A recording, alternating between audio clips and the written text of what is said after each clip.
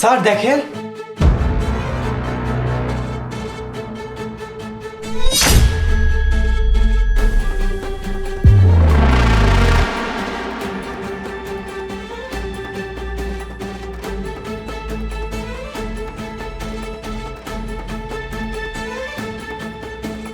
এই কি করছিস? তুই কি ভুলে গেছিস এটা করলে তোর কি হতে পারে? ম্যাডাম এইটুকু এক বাচ্চাকে এত কষ্ট কেন দেন? আপনি কি ওর মা হতে পারেন না? এত নিষ্ঠুর কেন? এই তোকে এসব ভাবতে হবে না। আমি কেন এই ছেলের মা হতে যাব?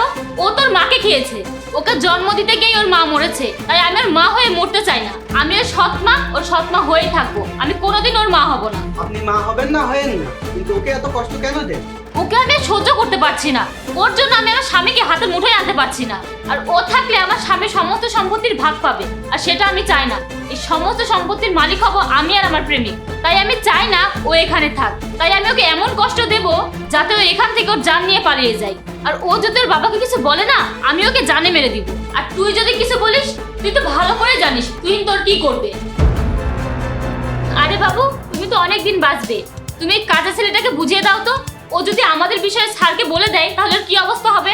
এই শোন, তুই যদি এসব কথা তোর স্যারকে বলে দিস, তাহলে কিন্তু তুই আর তোর পঙ্গু মাকে খুঁজে পাবি না, একেবারে গায়েব করে দেব। না না, আমি বড় স্যারকে কিচ্ছু বলবো না, আপনাদের যা ইচ্ছা তাই করুন। এই তো লাইনে এসেছিস, এখন যা তোর কাজে যা। ঠিক আছে। চলো বাবু, ভিতরে চলো। বেবি, তোমার এই সৎ ছেলেটাকে যে তুমি এত অত্যাচার করছো, তাও তো এখান থেকে যাচ্ছে না। কাঁঠালের আঠার মতো আমাদের গায়ে লেগে আছে। তুমি তাকে আরো বেশি করে কষ্ট দাও। আরে তুমি তো জানো না আমি ওকে কত কষ্ট দিচ্ছি। আজকে সারাদিন না খাইয়ে এভাবে রেখেছি। ওকে মারি, কাজ করাই, তাও যায় না। আর কি করতে হবে বলো? ওকে তো যেতেই হবে, ও যেতে বাধ্য হবে, না হলে তো আমরা এই সম্পত্তির মালিক হতে পারবো না। তোমার স্বামী তো সব সম্পত্তি ওকে দেবে, কারণ তোমার তো বাচ্চা হচ্ছে না। আর কোনো বাচ্চা হবেও না, কারণ আজকের পর সে আমার স্ত্রী থাকবে না। আমি তাকে ডিভোর্স করে দেব।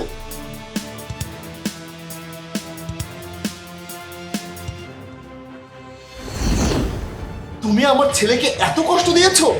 ইমন, আমার ছেলেকে কিছু খেতে দে ভাই। যাও বাবা, কিছু খেয়ে নাও। এবার তোমরা বলো, এসব তোমরা কেন করেছো? আমরা আবার কি করেছি?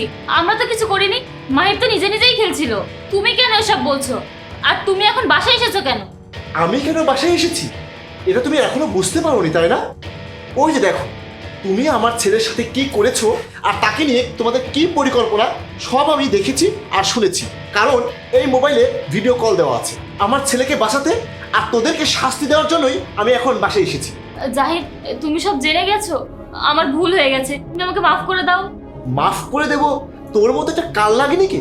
এই তুই কি ভেবেছিস তুই আমার ছেলেকে আমার কাছ থেকে সরিয়ে দিয়ে আমার সবকিছুর মালিক হবি? তুই আর তোর এই প্রেমিক?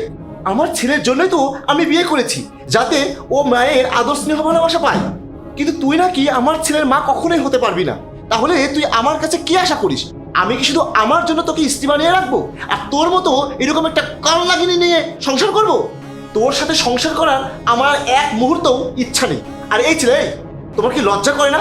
তুমি একটা বিবাহিত মেয়ের পাল্লায় পড়ে এসব নোংরা কাজ করছো। না না ভাইয়া, আপনি ভুল বুঝছেন। ওর সাথে আমার কোনো সম্পর্ক নেই। আমি তো আমার নিজের স্বার্থ গোছাতে ওর সাথে ভালো ভালো নাটক করছিলাম। শোনো, তোমাদের সব কথাবার্তা আমার কাছে রেকর্ড করা আছে। আমি কিন্তু চাইলেই তোমাদের দুজনকে পুলিশের হাতে তুলে দিতে পারি, কিন্তু আমি সেটা করছি না। তোমরা দুজন এই মুহূর্তে আমার বাসা থেকে বের হয়ে যাও। জাহিদ, আমাকে একটা শেষ সুযোগ দাও। আমি আর কখনো খারাপ কিছু করব না। আমি তোমার ছেলের মা হয়ে ওকে মায়ের আদর, ভালোবাসা, স্নেহ সব দেবো, কিন্তু প্লিজ তুমি আমাকে মাফ করে দাও। সরি অপু, তোমাকে ক্ষমা করে তোমার মতো নোংরা মেয়ের সাথে আমি আর সংসার করতে পারবো না। তাই তোমরা দুজন এই মুহূর্তে আমার বাসা থেকে বের হয়ে যাও।